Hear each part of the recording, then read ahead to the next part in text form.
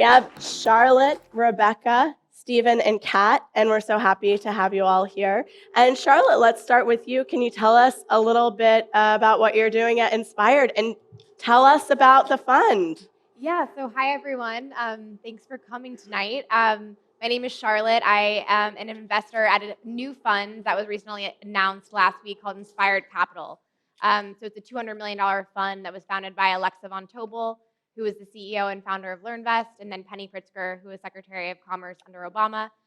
We invest in Series A and seed companies across consumer and enterprise. And it is how many days old? Well, I mean, we closed the fund like probably 2 weeks ago officially, but we spent the summer fundraising, and I joined in April. And I think you mentioned it's given you particular insight into actually operating a startup. Right. Yeah, I was telling you earlier that over the summer you're meeting with a bunch of LPs, and a lot of times it's we obviously don't have any track records. We have nothing to show for ourselves, and a lot of times the conversations are like not this fund but next fund. So it was interesting for me to kind of have an opportunity to see what it's like to be an entrepreneur and talking to venture capitalists and that having that kind of interaction too. And just to be clear, for anyone who doesn't know, an LP is a limited partner, and those are the people who give funds money or invest in funds that are then used by experts like Charlotte to invest in promising companies. Right. So, Rebecca. Yeah, hi, I'm Rebecca Liu. I'm an investor at Insight Partners, which is a relatively large venture capital private equity firm based right here in New York City. We are investing out of our 10th fund. It's a $6.3 billion fund, so on the larger end, but we do write checks ranging from about 5 to 10 million on the low end, all the way to 100 million plus on the high end. Across the 10 funds we've raised, we've got about 20 billion under management, about 140 active portfolio companies. We invest only in software and internet companies, and it's typically Series A and beyond check sizes. And I specifically focus on our consumer investing efforts as well as our fintech investing efforts. You want to mention some of the recent deals that you've worked on? Sure. So I'll talk maybe a little bit about two on different ends of the spectrum. So one of my investments that I'm really excited about is in a company called Divvy, which is a corporate expense management tool tied to a corporate card. So, if you're a small business, which many of you guys are part of, and you need to get a corporate card, it's actually a really long, kind of annoying process underwriting with Amex. Divvy allows you to get a corporate card as well as all of the accounting software that you need to run your business alongside the corporate card. So check it out. And another one that I'm excited about is a company called Prose, which is on the consumer side, it's a personalized hair care brand where they actually create a unique formula for every single customer that lands on the site. And then there's like a really fun survey that you take, and they really do mix very specific ingredients in based on your hair type and your preferences and all of that. So it's impressive. And actually, Paul Michaud, the founder of Prose, was on a panel on beauty tech right here just a few weeks ago. So it's nice to have another angle on the company. Stephen, RSE. Thanks so much for having me. My name is Stephen Reesert, and I'm an investor at RSE Ventures. RSE Ventures is a private investment firm that was co-founded by Matt Higgins and Steve Ross in 2012. When we were first started, we were writing very small checks in the sports, media, and entertainment space, all fields that were adjacent to Steve's core asset base, which includes the Dolphins related SoulCycle and Equinox. And now we invest out of 4 formal verticals: media and marketing, sports and entertainment, tech, and consumer. And some of our marquee investments include backing Gary Vaynerchuk and VaynerMedia. We also backed Jesse Darris and Darris & Co. Darris & Co. is a PR and marketing firm that's helped launch some of today's top direct-to-consumer names like Glossier, Reformation, Hardware, Smile Direct. And we're known for being restaurant experts and restaurant investors. And so we were early backers of Dave Chang's Momofuku. There we met Christina Tosi, where we spun out Milk Bar, which just raised their Series B and launched their flagship in Flatiron. Definitely go check it out. We also spun out Fuku, their fried chicken concept. And yeah, we're a really dynamic fund, about 4 people, sort of function as this quasi-family office, quasi-VC, quasi-incubator. We've helped incubate Resi out of our offices in 2014. And we've also incubated a global soccer tournament called the International Champions Cup. Thank you. I actually am a cool mom now because I'm taking my 3-year-old to a birthday party at the new Flatiron location Nice. tomorrow. Wow. So really Very excited. hip. You are responsible for all my weight gain, basically. Mine too, when I joined. Kat, tell us about Primary. Yeah, so I'm Kat. I'm a partner at Primary. We're an early stage fund, largely focused on seed and pre-seed companies. Our firms have co-invested with most of the folks on this stage, which is nice to see because it's nice to have seen how much New York has evolved over the last decade, especially post-financial crisis. We primarily invest in New York City, so that is a unique characteristic of our fund. We believe there's a ton of opportunity here, both in B2B and consumer businesses. And we think that companies like the Datadogs of the world, the Pelotons of the world, will breed new founders. And I would argue even the WeWorks of the world that have amazing talent, that have lived and breathed that journey, will go out and start new companies. And we want to be front row and center for that journey.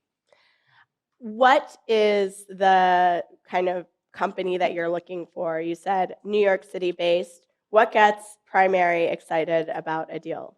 It's going to be kind of a generic answer. Like I think the reality is that when you're a seed investor, you're largely driven by people, right? You're making an investment in a person and a belief that that person will change a category or define a category. And so we tend to spend a lot of time getting to know amazing operators at a lot of different businesses.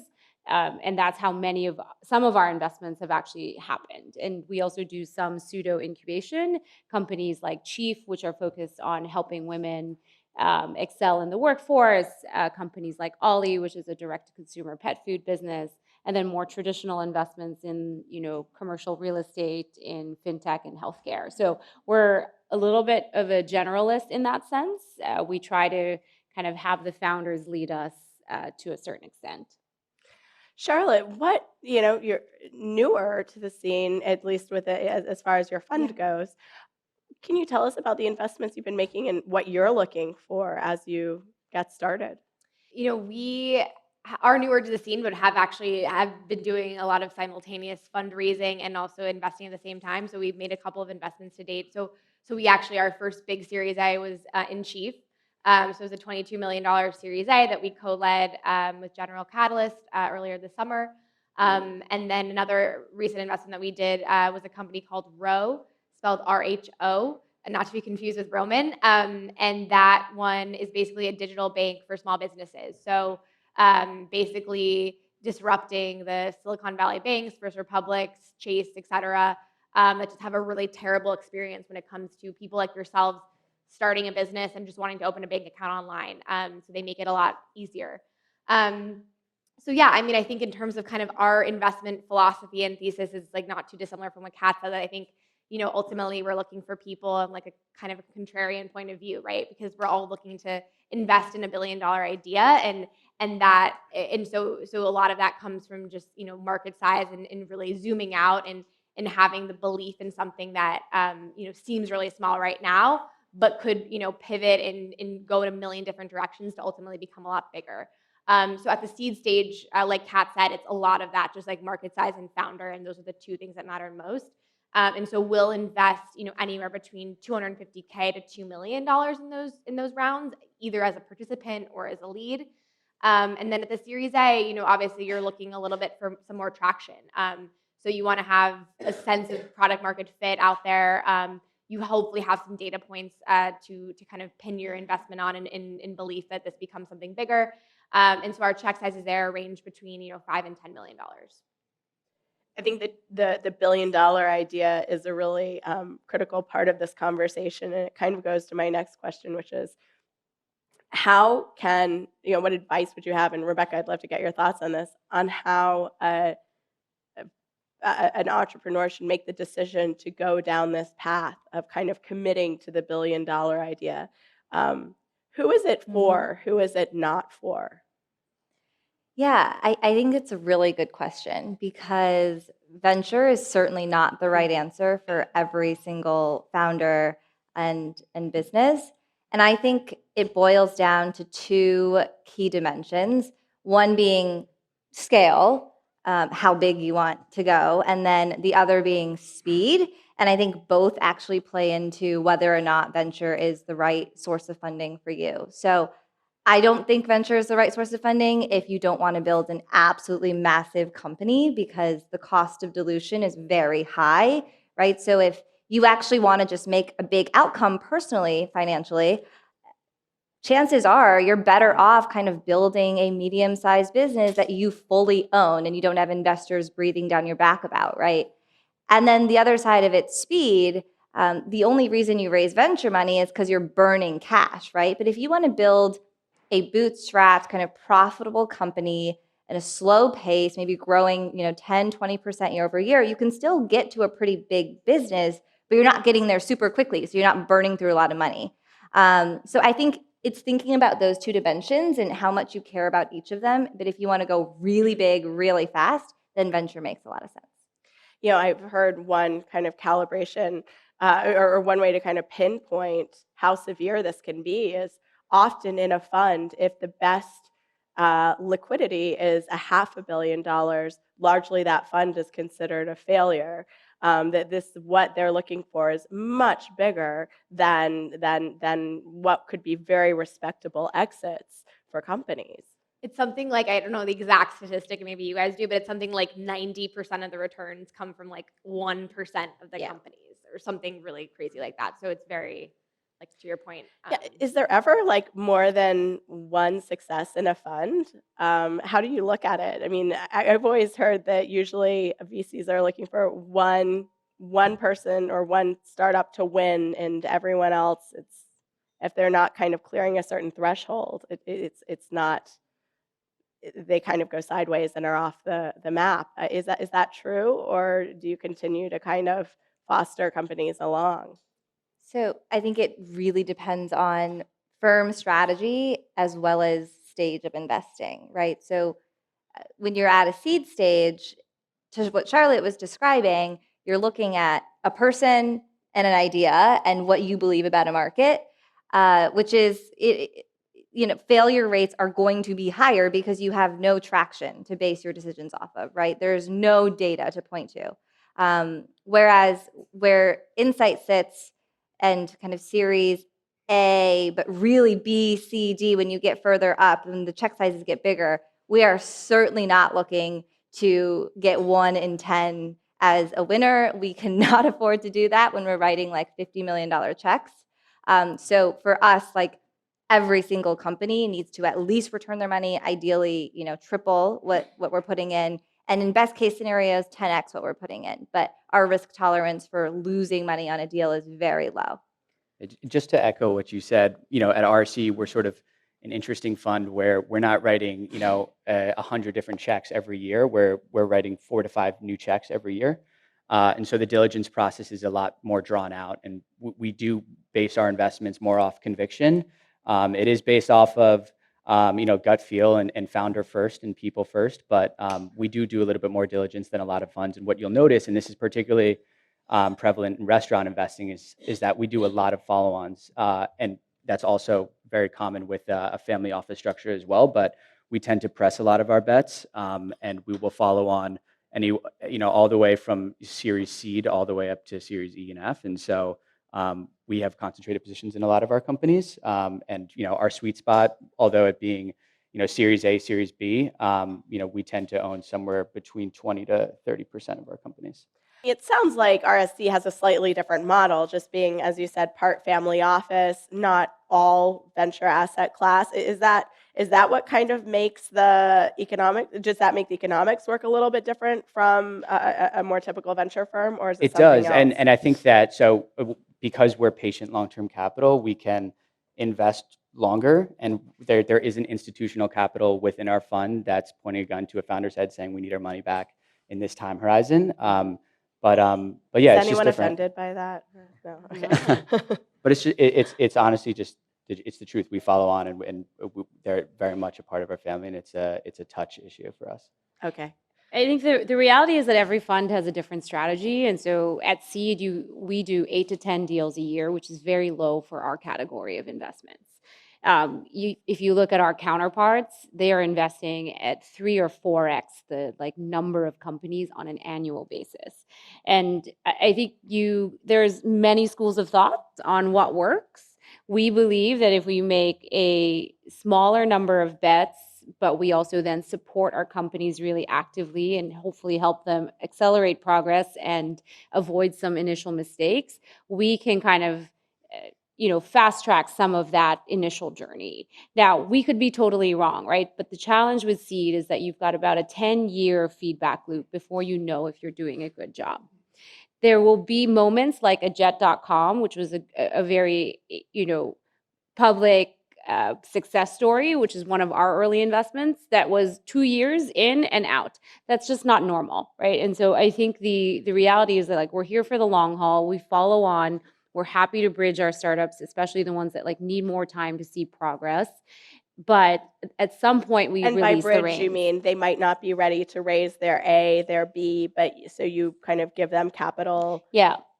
to get them there. Yeah, the reality of early stage now is most companies at the seed are raising many, many millions of dollars more than they used to before they get to a proper Series A. 6 years ago, pre-seed was not a thing. Yes. that is a new thing. And at this point, we're in the dirt. There's no more. I feel like we've gone beyond even pre-seed. Our average check size at Primary at this point, investing out of a $100 million fund, is $2 million. That's a pretty massive change in just the 5 years that we've been around as a firm.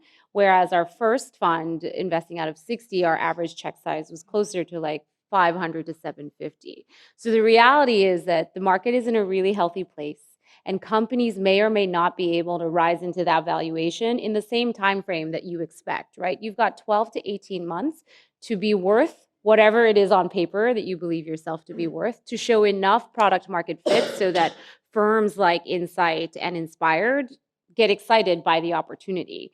There's not more time. There's just more pressure. And that's something that really I think founders don't think about when they take venture money is we apply that pressure for a reason, because there's competition, there's tailwinds we're riding, there's a lot of things. And we want to make sure you don't run out of time. And money is the only thing that we think that there's lots of other things that we can offer in services. But in theory, we give the money to see you accelerate at a clip that will hopefully be faster than your competitors. Rebecca, how do you determine the financial position to take in a company? In terms of ownership? Yeah.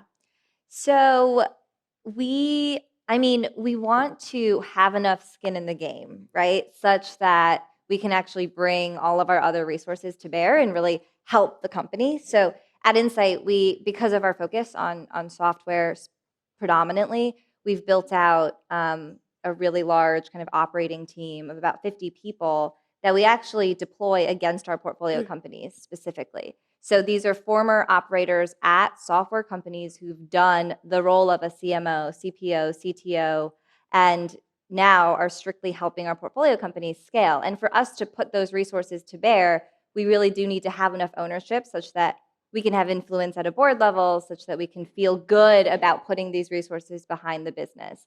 So I would say what we typically aim for when it's an earlier kind of minority check is somewhere in the 20% plus range, and it goes up from there. And we actually do take quite a few majority positions as well. Charlotte, what about you? What kind of positions are you taking? Are you leading rounds or following? Yeah, no, so it's a great question. And I think we've, as a fund, been doing a lot of this portfolio math, and just it's really interesting. Primary is really concentrated portfolio, and then you also have a lot of these spray and pray seed funds, and just how that all works out with numbers is fascinating to look through. But yeah, so from our perspective at the Series A, which is kind of at the core of our practice, a time when we take a board seat and really just kind of partner with a company, I would say for the long term. We're looking somewhere between 15 to 25% of the company. I think as this is my 4th year now in venture, and it's becoming harder and harder to get that 25% now at the Series A, partially because seed rounds are getting bigger and whatnot. But yeah, so at the Series A, we're looking for 20, somewhere between 15 to 25%. And then at the seed round, we're a little bit more flexible. So I think we're willing to get in for a smaller ownership percentage, like a 5%, and not lead the deal. just as an opportunity to get to know the team and hopefully double down and lead the Series A. So we kind of look at it that way. And how is it determined how you go from 15% to a max of 25%? Is the founder a better negotiator or worse, or is it about the idea? What kind of gets them up or down the scale? Yeah, I mean, I think it depends on where they are from a stage perspective, their traction, how competitive the deal is, right? So if you're up against a number of other really great firms, and they have other competing term sheets, like maybe you are a little bit more flexible on that. But and also I would say the other thing is, you have to think if you're investing at the Series A, you also have to think about and also any really round, you have to think about pro rata for prior investors. And so typically you'll want to see really early investors want to maintain their pro rata. So you want to see primary continue to invest. So you have to leave enough room for them to feel good about their position too. So that's always kind of the balancing act you're playing. Stephen, when you think about, kind of thinking about the people who are pre-seed or perhaps even earlier than that have not raised anything, how should they think about the timing around their fundraise? When should they pull the trigger on starting a raise? Yeah, I think fundraising is difficult in many ways. It's a chicken or the egg scenario, right? You have to raise money to show proof of concept, but you also have to have a business to show proof of concept, right? And so if you're an early stage company, I think it's really just easy to start off with a few just practical steps. How much money do you have in the bank account? What are you spending? What's your burn? And how long do you want this new money to last for? And I think that's really important. But yeah, I mean, what I think really goes into a successful startup is doing A/B testing in the beginning.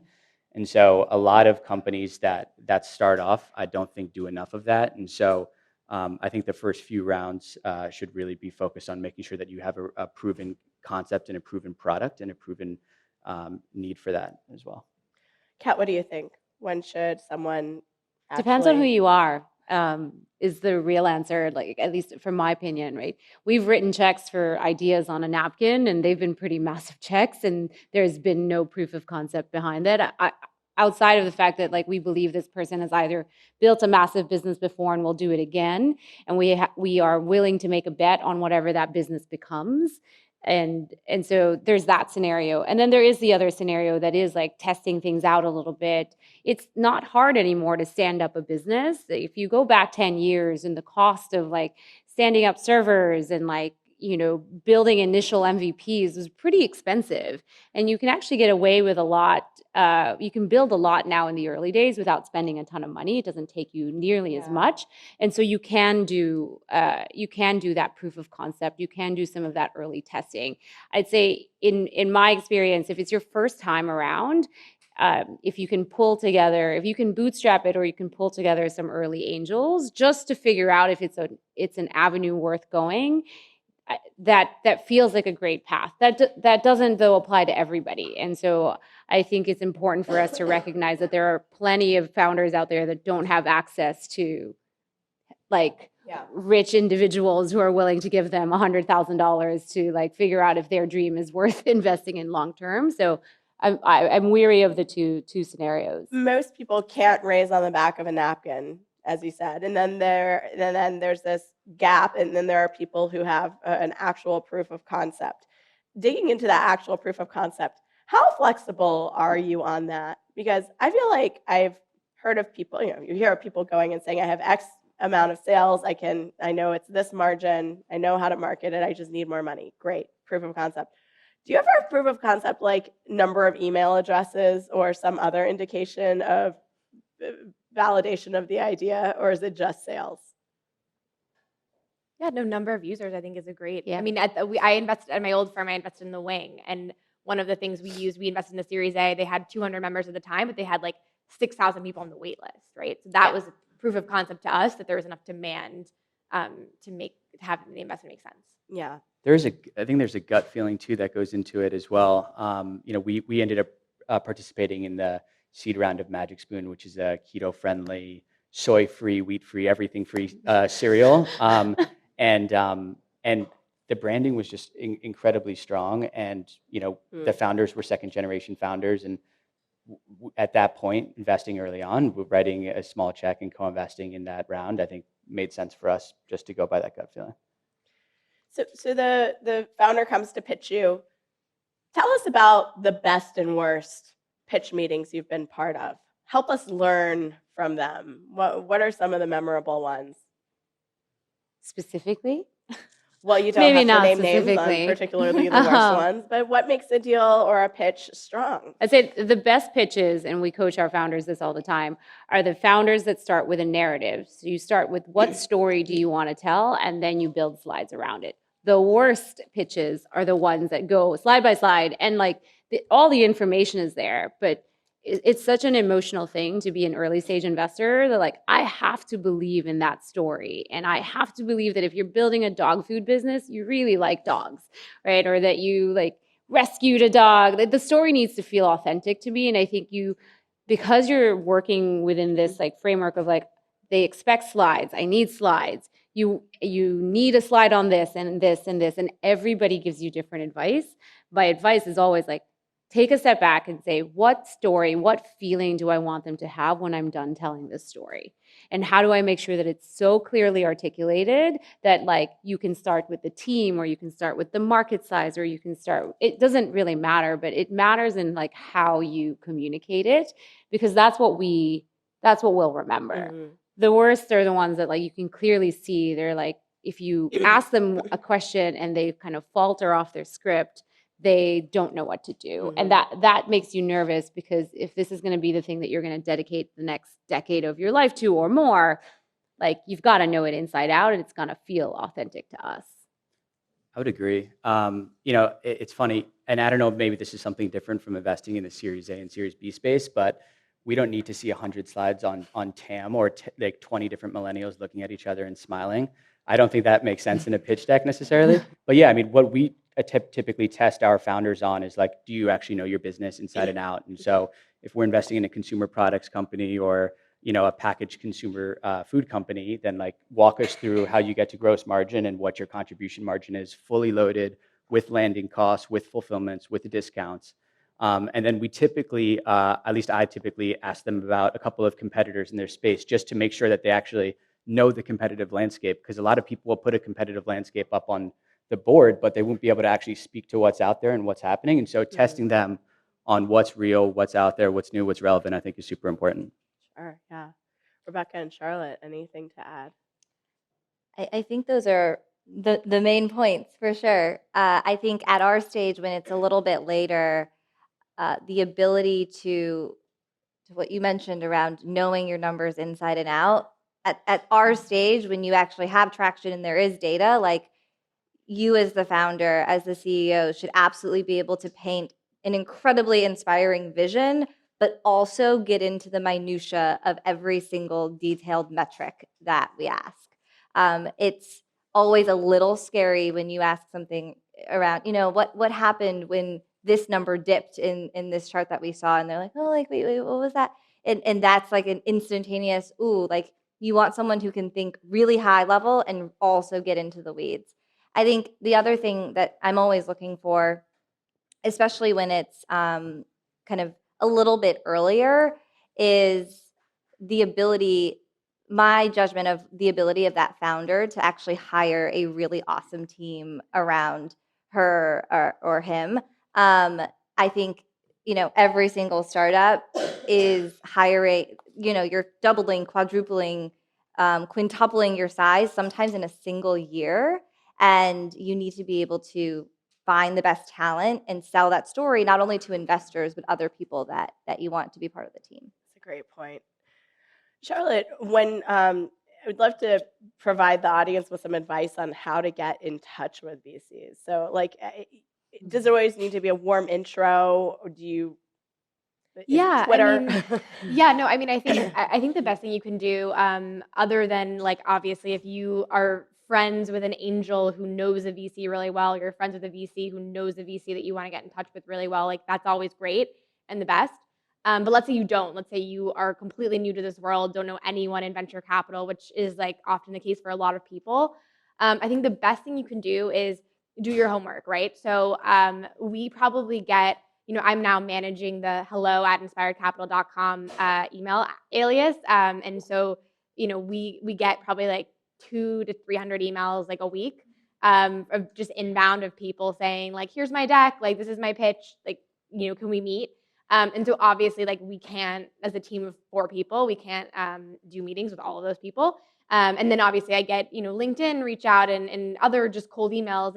And I love the hustle of a cold email because I also do cold emails to a lot of entrepreneurs as well.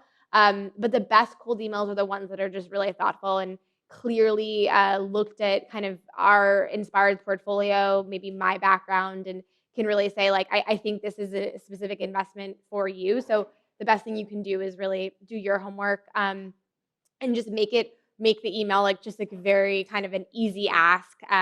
Provide all the materials there, and yeah, that's my advice. I think that's a really important point. It's the worst thing that you can do is pitch the wrong partner at the firm that you want to back you. Because once someone passes, it's very rare that like we'll go back and say, walk me through why you passed that, or let's change our minds. Like, because there's so much coming in constantly, and especially like as you get later stage, like you have to find a way to filter through the noise because it's nearly impossible to go through all of that. And there's only so many analysts or associates that you can hire to go through that like manually. And so every venture capitalist has a lot of time to spend on Twitter and LinkedIn, and every venture capitalist tells you what they like to invest in. They talk about it constantly. They share it in the articles that they write, in the things that they comment on. And so if you're building a business in the future of work, for instance, and that is a very broad category, find the person at the firms that you're interested in that have done investments in that space previously, because more likely you're going to get like a much more real assessment on your business. The worst thing that you can do is spend all of this time with the wrong person, and that person passes because they don't get it. And they don't get it because maybe they don't do consumer. They don't get it because they spend all of their time in biotech, and you kind of lose your opportunity because we just like are trying to optimize our time as much as we can, and we may miss something because of that. And so I would say most of our emails are probably our first name at our firm. Like, it's actually very easy to find us. And that there's a reason for that. And so we shouldn't I be. mean, Charlotte just shared hers. Yeah. Hello at. And you'll That's get right my to other Charlotte. email. That's the firm. We have info at Primary, I think, where emails probably go to die. But then you have, Kat at Primary, and Ben at Primary, and Brad at Primary. And like each person there has a really distinct identity. I think this is a really important point that actually hasn't come out before, that it's so important at previous panels on this topic, so important the individual interest of the investor. And I feel like we've just glossed over that too much, that not only do you need a founder passionate about an idea, but you need the investor, that their passion is so important. What are kind of, is there a deal or a company that you're particularly passionate about right now? Are they the ones that you just shared, or? I can talk a little bit about Magic Spoon. Okay. And again, just to go back into more detail, just because it's really, I find it quite fascinating. But so again, the keto-friendly, everything-friendly cereal. Effectively, thematically, we love this investment because if you actually look at U.S. cereal market today, it's an $11 billion market, and it's dominated by 4 players: General Mills, Post, Pepsi, and Kellogg's. And so, the average American consumes 100 bowls a day, and as an avid cereal consumer, it's not just 100 bowls a day. it's around that. Average A year. American. A year. A year, sorry. Sorry, excuse A me. day. I was like, Excuse that's me. so much. That is a lot. That is a lot. I wish it was a lot for Magic Spoon's You're sake, for their all sales. awake, so we know that at least. But in any event, so they launched 100% online, 100% direct to consumer to get information on their customer, to capture the margin, right? Because we all know that's the most profitable channel. And also so that they could get live customer feedback, so that they could tweak their product and tweak their messaging as they started. But what's been super interesting is their distribution strategy. And so right now you can only buy 4 boxes online, and those 4 boxes cost $39. And so on a per box basis, that's just under $10, and that's about double the price that a consumer would pay for a typical box of cereal. And so super fascinating. We thought it would be an area of friction at the beginning, but sales have proven that it hasn't been, but it might be in the future. And so, as now they're at a critical inflection point where it's like, what's going to be your retail strategy to Amazon or not to Amazon, being in Amazon's, little building here. And so we're working with them hand in hand with the founders to think through that strategy.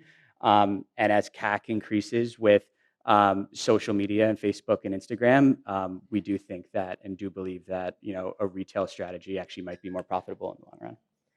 And what was it that brought really engaged you about the deal first? Is it because you love cereal? Is it consumer food? It was Is it was it was a Cheeto couple or- of things, and I might have touched upon this earlier, but a second generation founders, they You already mentioned that, yeah. exited a company successfully before that.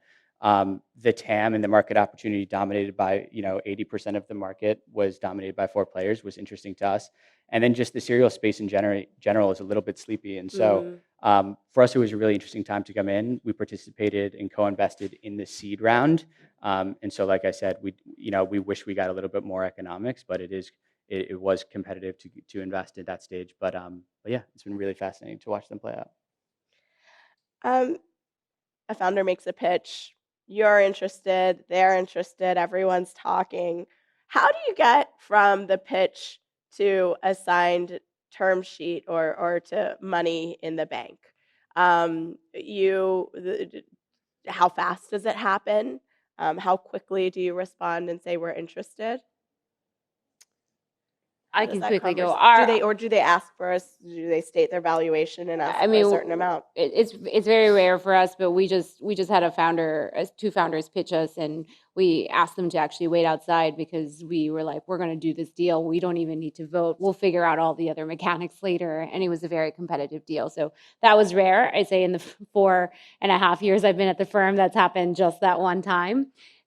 We try to be really transparent with our founders. How long does it usually It's take? about 3 weeks, Mhm. 1 to 3 weeks, depending on the speed of the deal. And the speed of the deal is dictated by a lot of factors. Like we could be getting the deal late and we need to be making decisions in like 48 hours, 24 hours.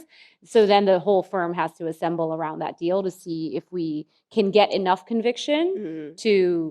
to write that check, right? Or to sign the term sheet that somebody else has already priced. How And does the so founder signal to you that there's competition or that it's moving quickly? we ask. I mean, we're just really direct about it. If we're excited about something, we have a firm overview deck. We tell you what our process is like. We're very clear about what our timing is, what other diligence we need to do. And in general, we ask founders, like, just let us know if there are other things in motion for you, because we want to be, it's just like a sales process, right? Like we want to be sensitive to your timeline. We also can't rush our timeline necessarily because we're still like, we have a fiduciary responsibility to make good investments Mhm. at the end of the day. And so we will do our very best, but there have been moments where we love founders, but we couldn't get there because we just like still needed to do more diligence, and another firm had enough conviction to be like, we're just going to do it and we're going to make it easy for you. And that's okay. Like you have to think about like our funnel of thousands of companies, maybe 30 or so make it in the room to pitch, and we do 8 to 10 deals a year. So that funnel is really, really tight, Mhm. especially towards the end. So we try to be really careful about that Mhm. turnaround. But we try to basically mimic the relationship that we believe you'll have with us on the other side, right? Yeah. We want to be direct. We don't want to lead you on. If we can't get there, we do our best to like do it as early as possible.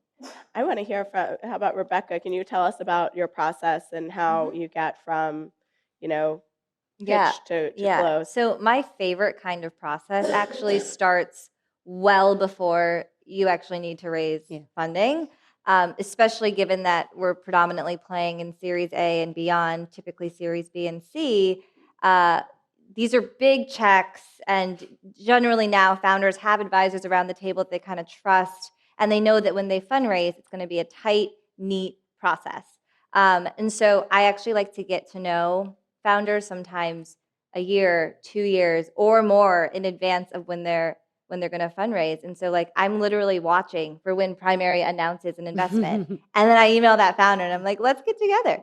And because at the end of the day, when you're handing someone, $20, $30, $40 million, you are signing up for a long-term relationship, and you usually don't want to make that in a span of even 4 weeks, right? Which is the typical kind of diligence timeline. Now, because we are growth stage and because there is data and there is stuff to sift through, we do typically a 25, 30 business day confirmatory due diligence after signing the term sheet.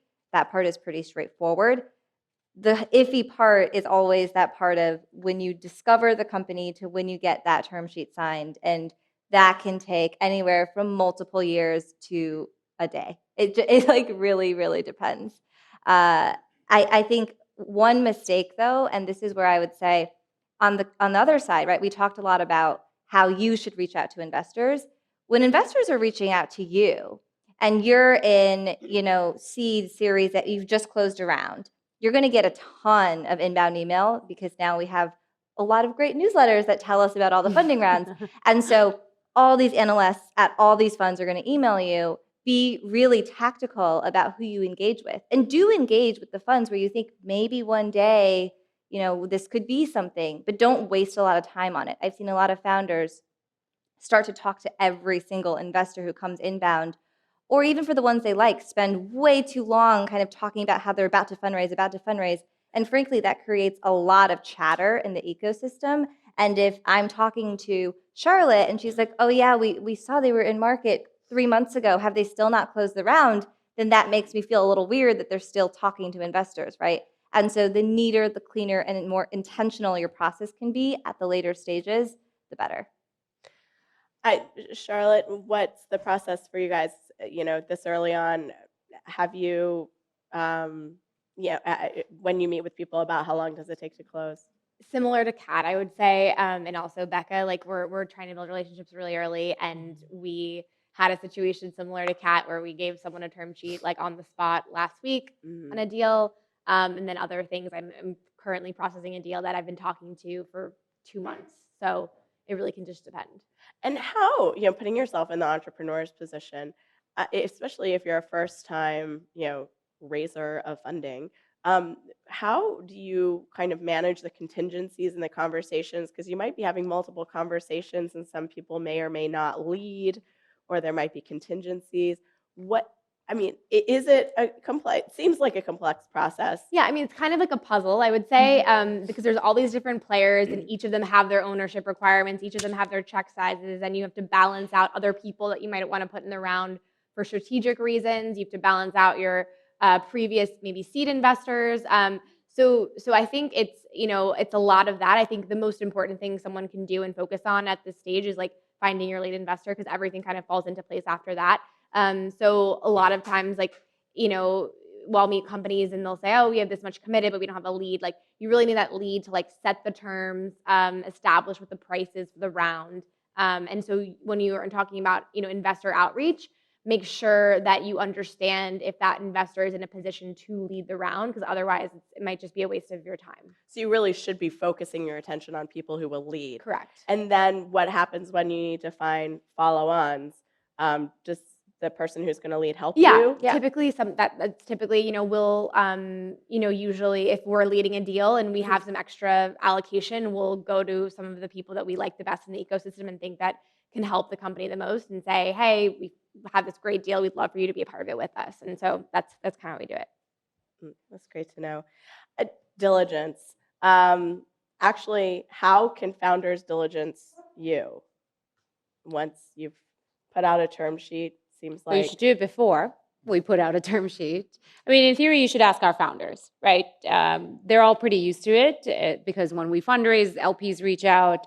And so if you're thinking about a fund and they've been around for a while, you can get a general sense of reputation, but it's important for you to go to the founders that person has backed previously and ask the questions, because they will tell you what it's actually like, right? And I actually think that generally speaking, most founders are pretty honest, but there is like a vault, right? They'll be like, they're great. Here's something to pay attention to. And our founders tell us that all the time, but that's probably the best way, because we can parade around all of our accomplishments, but it truly is like, find the founders that we are currently working with, find the founders of companies that have died in our portfolio, because how we treat and deal with those scenarios when companies are failing is a really, really good indication of our character and like the values that we have as a firm. And I'd say most people don't even think about that when they're doing diligence on us. Is we're gonna have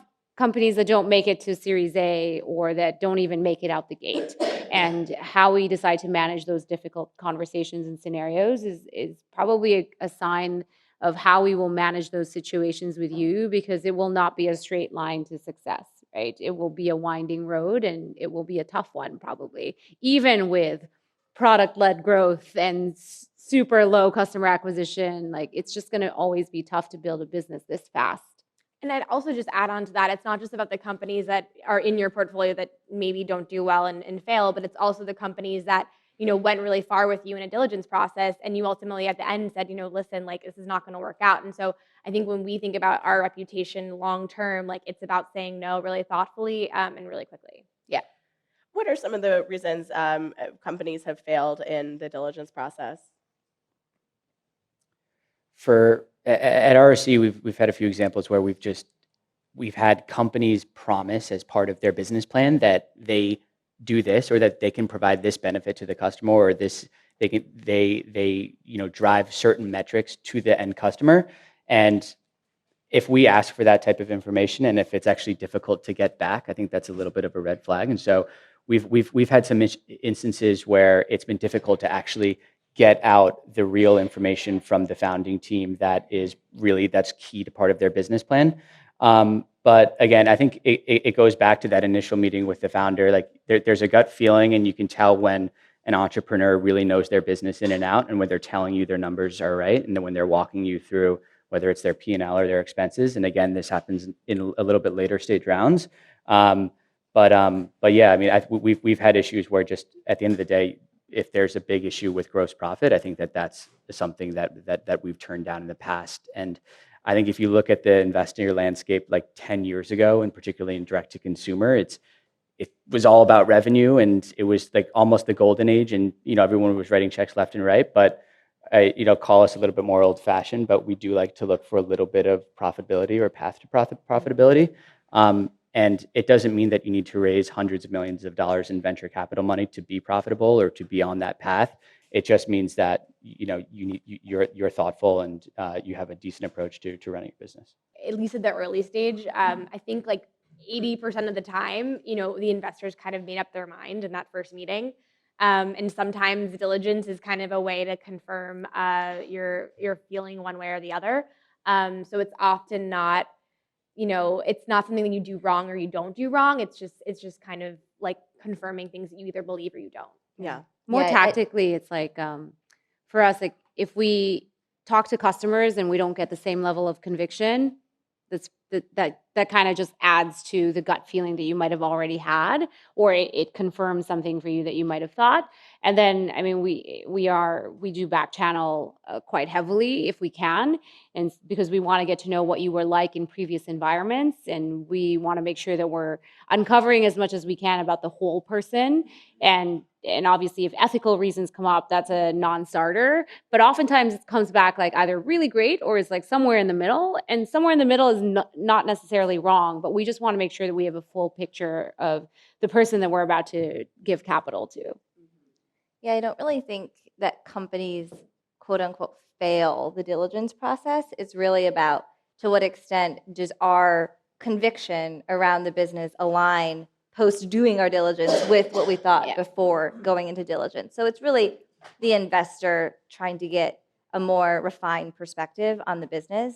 I will say that post term sheet though, that's like always confirmatory stuff. I mean, it's making sure that you said you did X in sales and that X dollars are in your bank account. Like, we do not intend to not do the deal after a term sheet is signed. Random question. When do you get a lawyer involved? Can a startup actually run this process on their own, or do they need a lawyer?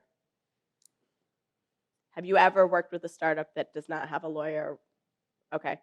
So that We is, haven't, but we're no. later. I mean, it would be really tough to draft the docs without And a I think lawyer. that's important It's worth because it, I think. people might Yeah. not have a lot of money or capital yet, but that expense seems like a pretty key one. We have actually been in a situation where a founder did not have a lawyer. Our CEO is a recurring guest judge on Shark Tank, and so one of the investments that we were doing diligence on, they were very early stage. You know, it was bootstrapped from his own personal money and from his previous career, and it was just a fascinating time because we were holding his hand and doing a lot of the work with them. And at the end of the day, I think if the founder has conviction, you can also walk them through the process with them, and you can share resources together if you both want to achieve the same outcome. But at the end of the day, like once you start to get a little bit more serious, and then if this company raises again, it obviously will be important to have their own legal counsel. There are a lot of firms that will give it to you for free early on, especially if they believe in your idea. They'll because they basically want to be your legal counsel forever, right? It's actually probably the best strategy that they can do. Is those are all standard documents, so it doesn't actually take them that much time or energy. And for them, it's the same thing. It gives them an opportunity to be your counsel when other things come up, because other things will come up. So you've invested, everyone's on the same team now. What is the ideal relationship between you and the people you invest in, Charlotte, for you and all of your companies? Yeah, I mean, so my old firm, I was on the board of several companies and had really close relationships with entrepreneurs. And I think, like, for me, I like to text the entrepreneurs I work with. I like to have a really active relationship with them all the time. So it's just like frequent. It's sporadic. Whenever they have a question, I feel like I want to always be there. What kinds of questions do they come to you with? Oh, I mean, everything. Like, it can be really like random stuff. And then I think in a more formalized way, like I like to set up kind of, a check-in every other week just to kind of go over like what are the things that are going on? What are the things that I can take off your plate? Because as an investor, I think the only thing you can really add value in is like giving back the founder some time. So treating the investor like an extension of your team, and really assigning him or her with tangible tasks to do. And so this will just depend on the phase of the business, right? So if the company is fundraising, like that's the number one priority of mine. And the only thing I'm really focused on helping the founder with at the time. But then if it's not fundraising, it's typically hiring and typically finding talent. So I would say those are the kind of two big things that we as investors deal with, and often just have to have that back and forth with. Okay. Rebecca. I think there are like kind of two litmus tests that I have for myself with pulse checking, whether I have like a good, healthy relationship with the founders that I work with. And I think the first is nothing that we discuss in the board meeting should ever be a surprise, whether it's metrics or challenges or hires that they're looking to fill. Like those should definitely always be on my radar well in advance, and hopefully as it was happening. And the second thing is I always want to be one of the first 3 phone calls that the founder is going to make if something awesome happens in the business or something really crappy happens in the business. I'd hope that they have the willingness and desire to just share that with me. So. Yeah, it sounds cliche, but for us, I mean, if you look at our website, all of our investments are under an our family tag, and it is true, like they're family, and families fight sometimes, but at the end of the day, we are very, very close friends with our founders, and there's some amazing benefits and that come with that, like getting a reservation at Momofuku whenever I want, which is awesome. But at the end of the day, we're friends. Like we don't consider ourselves passive money. We roll up our sleeves and do the work and really do a lot of work, sometimes too much. But yeah, I mean, we really are very close with our operators. So we'll do everything from, if we're sitting on the board of a company, typical board level work, but we'll help with equity compensation plans. We'll do legal work. We'll help them clean up the cap table. We'll buy back secondary off them with the promise that we'll, give it back to them at a later time. So we really do work hand in hand with our founders, and to achieve their goals and ours as well. And Kat, what's your ideal relationship? So we're actually a very hands-on firm. Most people here that know us to be incredibly involved with our investments, which is why we only make 8 to 10 investments a year. We have a 6-hour total onboarding process, which is effectively like 2 hours of an operating session, which is myself and our CFO, where we basically get a lay of the land, right? What does your infrastructure look like? What do you think you're focusing on? Who are the people on your team? What does your cap table look like now that we're on the other side of it? And do we need to make, do we need to do level ups? Like, we spend a ton of time on that. And then we basically do a strategy session as a firm with the founders. And we basically say, before we sit down at our next board meeting, let's align on what success looks like for the next 12 to 18 months. And let's, at the first board meeting, we'll actually like talk about how you're getting there. But let's not like assume we're all on the same page, because now we're actually on the same side, right? You're not pitching us, you're not selling us the best version of you. We like want to see everything. And so that ethos carries over in the way that we build that relationship forever. I spend 1 day a week with a small subset of our companies that are approaching financing or that we are looking to get more dialed into, because we know they'll probably need more capital at some point. And again, as asset allocators, we need to figure out how to allocate that capital efficiently. And we're reserving for all of our investments, but you don't, not all your children are equal at some point. And so my job a lot of the time is to help us figure out which founders need more help, which companies are hiring a ton, how do we deploy our 2 talent directors, where does our head of brand and comms need to be involved, does it need to be 2 partners involved in supporting this investment, or is it fine that it's just one person and it's all taken care of? So I see some of our founders, I talk to a lot of them all the time, but I see a lot of them very regularly. And basically you become this like objective sounding board for them, right? You become the person that they tell their problems to, and because we want to help you through it. And we don't want you sitting there like obsessing about a problem that we could have helped you solve in like 24 hours. Because time is the only thing that you'll never get more of, and eventually you'll run out of money. So those are the things that we're trying to like help you avoid. And there are a lot of things in the seed to series A, B journey you don't need to reinvent. There are best practices for many, many things, and we want to make sure that you get that information as fast as possible, because that could be the difference between success and failure. I want to get to some audience Q&A. Stop hogging all the questions. So first question, if a startup is raising a seed round for 1.5 million, which investment vehicle do you prefer and why? Convertible note, equity? Let's talk to one of the earlier stages, so primary or inspired. I think, I see the value of both sides. I know for entrepreneurs, it's easier and cheaper to do a safe note or a convertible Can you note. tell us a little bit about what a note is for those who don't know? Yeah, so it's a debt instrument that then converts into equity at the next priced round. So when you say a note has a $10 million cap, that means that at the next round of financing, if let's say the valuation goes up to 20, that investor gets to go in and buy shares as if it was priced at 10. And do you offer both to? Yeah, no, we offer both. Both are common. I think we prefer priced equity for sure. It's definitely a more expensive process, but it just is clearer, cleaner cap table. And yeah, that's what we like. And just a last question on this. If I am a new entrepreneur to you, would you give me a note, or do I have to be an existing part of your portfolio? Oh yeah, no, that can be a first check. Okay. Yeah. Great. Next question. Okay. For pre-seed or seed, is a convertible note this might be the same question. Next question. How do you set a valuation?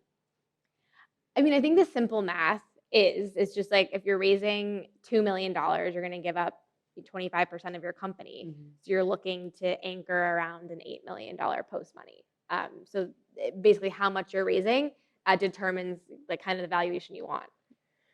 So obviously these can change, but like it is that's interesting. roughly Like, should you anchor to what you believe is the total value of your company, or do you anchor to the money that you need? right. Is this like, are there frameworks that you recommend for this, or is it really just all? Any recommendations for founders like trying to find the right sellable valuation? I think there are a lot of different approaches to landing at a valuation. So I think the honest question that you should start with is how much money do you need, right? Because that's probably the most objective part of that equation. The rest of it can fall all over the map depending on what the market climate is, right? Like who you have around the table advising you, who happens to really decide they want to do the deal and how quickly it heats up. I mean, those are all things that are outside of your control. So by kind of setting an amount that you want to anchor to, and then maybe you're willing to go a little bit above or a little bit below, you at least kind of bound the realm of possibilities, because it's very unlikely that a lead investor would want to come in and own 5% of your company. Maybe that would be the case in a pre-IPO round, but probably not series seed through D. You know what I mean?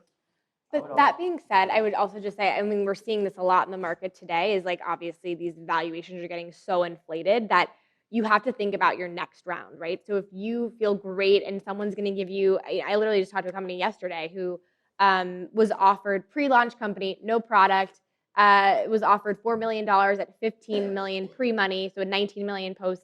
Like, wow, that's like a great valuation. But you have to think about, okay, when is this money running out and what's my valuation going to be like next time? Because you always want to kind of make sure you're doing this really responsibly, because otherwise it just looks really silly for you to come back around for money and people are going to be like, you were valued at $19 million like a year ago. Like why am I supposed to give you double that now? Totally. I think it's really worth actually emphasizing this, not just from a biased investor perspective, but a higher valuation is not always better for the business, right? And that's because it can cause you to do really unnatural things when you're setting the bar like 10 times higher than where you really genuinely think you could achieve. Because when the next round comes along and it's either a flat or maybe even a down round, suddenly the entire perception of that business has completely changed, right? And you always want to be in a position of power. You don't want to be in a misaligned with your investors, where your investors are coming in at a crazy price. They're going to demand a ton from the business, and you might not actually think that's the right thing. So you always want to make sure incentives are aligned. Thank you. So the next question is about people who might not see their business. The exact question is, what about startups with 30 to 50 million potential with 20 to 50% ROI, where a VC might not be the right entity to invest in that kind of business? What other investor options do these people have? They need money. They're not building the billion-dollar business. And there are companies, like I know one, for example, is called Assembled Brands. I don't know if it's like a fund, but it's basically, it's like inventory financing. So they'll basically, this is for e-commerce companies or any direct-to-consumer companies, they'll basically give you money to front your inventory costs. So that's a way. And then you also have companies, and I'm blanking on the name of it, but the digital marketing one, like Clear, you know what I'm talking about? You know, there's a new startup actually that's giving you money to advertise online. So they'll essentially look at kind of your numbers and be like, okay, this is a legitimate company that we believe can achieve traction online. And I'm Do they sorry take that equity? Yeah, there's a VC-backed Oh, company. interesting. And so they obviously take a percentage of your revenue that you get. So there is a cost to it, but it's a good way to kind of show growth, without diluting yourself.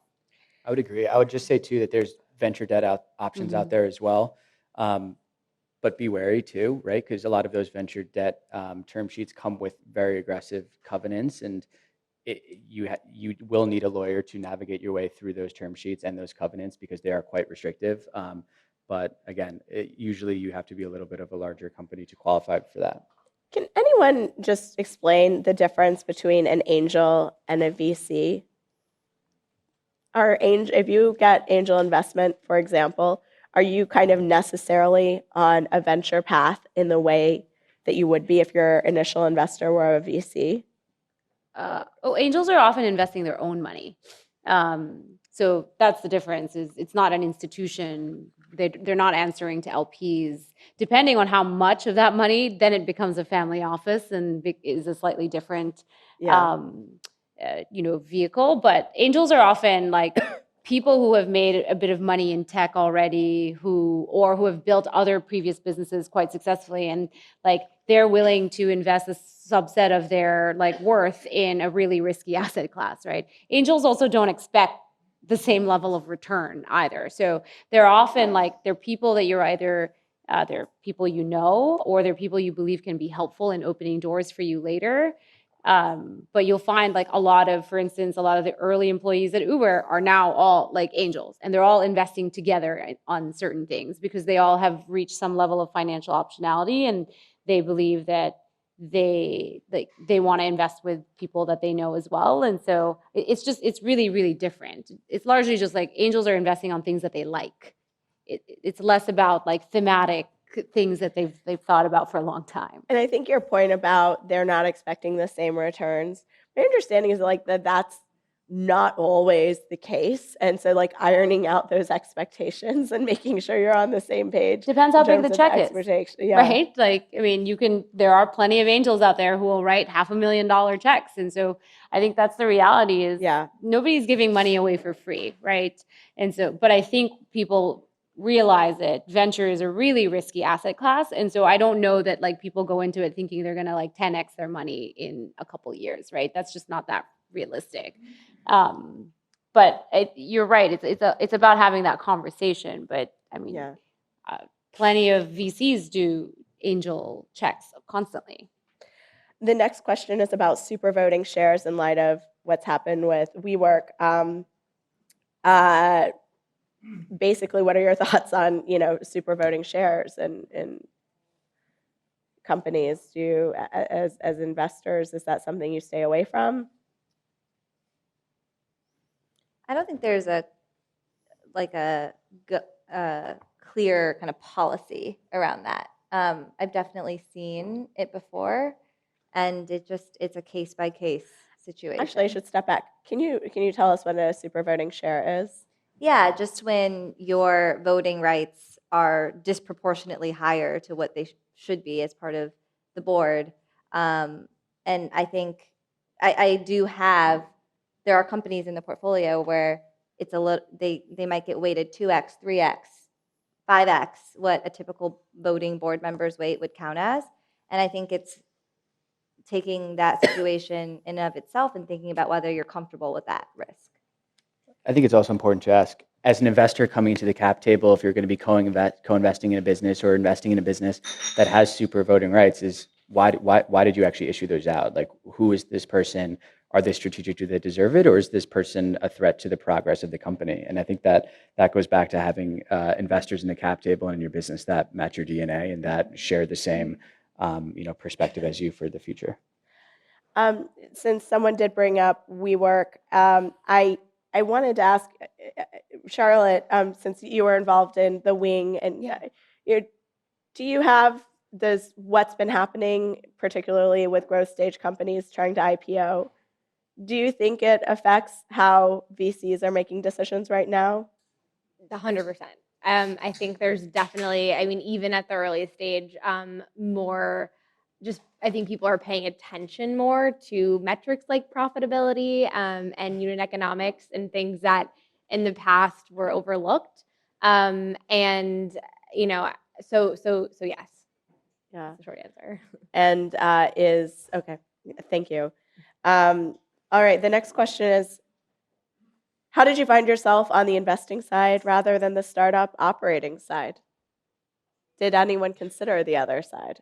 I spent 10 years on the other side, and I still do a little bit of it now. So as a partner at the firm, I basically have a wonderful made up job, but the operating side prepares you to really fully understand the companies that you're about to back, right? Like, I'm far more empathetic to the founders that we back because I've been there. Yeah. I've prepared board decks. I've been in positions where we've been trying to hire lots of people all at once. Like, I understand the pressure of what it means to take that kind of capital and then like figure out what to do with it after the fact. And so I think you make a decision either way. If you move to the other side of the table, which people often call the dark side, it's just you're optimizing for different things, right? Yeah. Like I want to learn more about a lot of things and I want to see more businesses. And the only way to truly do that, or I felt like the fastest way to do that, was to join my partners 4.5, 5 years ago. I still love operating, and so I've basically folded it into my day to day. Spending time with our companies, deeply understanding their problems, makes you a better VC. The next question is a kind of challenge to the people on the panel, and it's saying it seems like VCs are often following what's trendy or buzzy, um, and I can imagine there's probably a lot of trend and bulk to the things that are coming at you.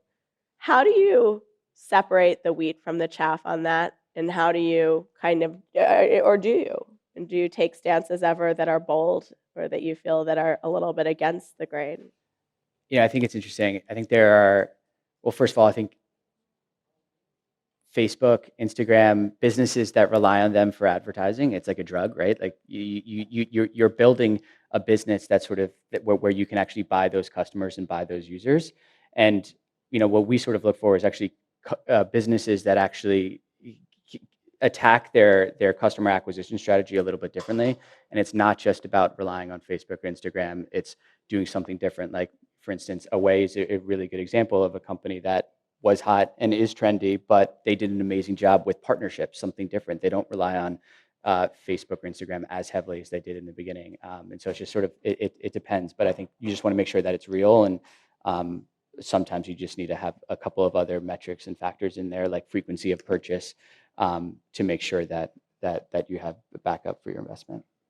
I think there's kind of two different ways that we try to temper our approach there when it's asking ourselves, are we just following what everyone else is doing, right? And I think it falls into two categories. One is everyone is following it because it's actually really cool and interesting. Like this is a real trend that we need to jump on right now. And in those cases, our approach is let's talk to every single company that is doing this and have a very unique perspective on which one is doing it the best. And at Insight, our approach is actually to boil the ocean. We track about 200,000 companies at any given point in time. We try to talk to every single one of them so we can compare when we find a thesis that we like that a lot of investors are piling money into, we can feel confident that the one we pick is going to be the winner. And then on the other hand, when you're trying to take more of a contrarian position, I think you have to ask yourself, is there any reason that you have a unique perspective on that thesis, right? And so for us, a lot of times we're making investments in early markets when it's a product that's serving other technology businesses because we see a lot of tech companies in our portfolio. So we have a pretty unique perspective on what other tech companies are buying, right? And so there we feel comfortable taking a risk on something that maybe others aren't identifying yet in the market. So how do you decide whether to continue a venture and raise more capital? What if you miss a benchmark, but being early stage, you don't have enough runway to get there? Yeah, how do you continue, as things are starting to fail? And I'd love if you can kind of talk about maybe the companies that you invested in that started looking like they were going sideways. How did you help get them back, or what were their kind of attempts to do that? We have a unique position where in restaurant investing, it's fascinating because at each stage of every single restaurant's life cycle, there's a key inflection point where things aren't going so great, and you need to lean on your strategic partners in order to succeed. And so, like I mentioned before, we do tons of follow-ons. We've done probably about 5 follow-ons for most of the restaurant companies within our portfolio, and that's because they are capital-intensive businesses that actually need money to grow and to succeed. You need build-out costs. You have to, rent a food truck, or you need to buy the kitchen equipment and things like that. But the reality is that when every business is challenged and they're growing pains, and that's what we expect almost, especially with restaurants. It's like if you don't have growing pains, it's amazing. But if you do have growing pains, it's something that we work through with you for. And so it's just something that we're used to seeing, particularly in the restaurant space. But if you can demonstrate that you have a really core user base, if your same store sales are okay, or if there's some sort of path forward, and if we've already written a check in the space and believe in the founders and the concept, then we're happy to write that follow on. And I think going back to your question around WeWork and just the craziness there, I think even at the early stage, and a lot of times founders are kind of, give you a questioning look when you ask this question. But I think it is important to know, like, what would you need to do to hit break even or profitability? Like, what would you need to pull if things are going sideways and things aren't going well and your fundraising processes isn't going well? Like, what are the levers in your business that you can pull in order to like sustain it, right? And so those are hard conversations to have, but you have to be able to know what those are. I think all the more reason for the people in the audience to interview other companies that you've worked with to see what it's like to work with you during these times. So thank you so much. Can we just give our panelists a round of applause? Thank you.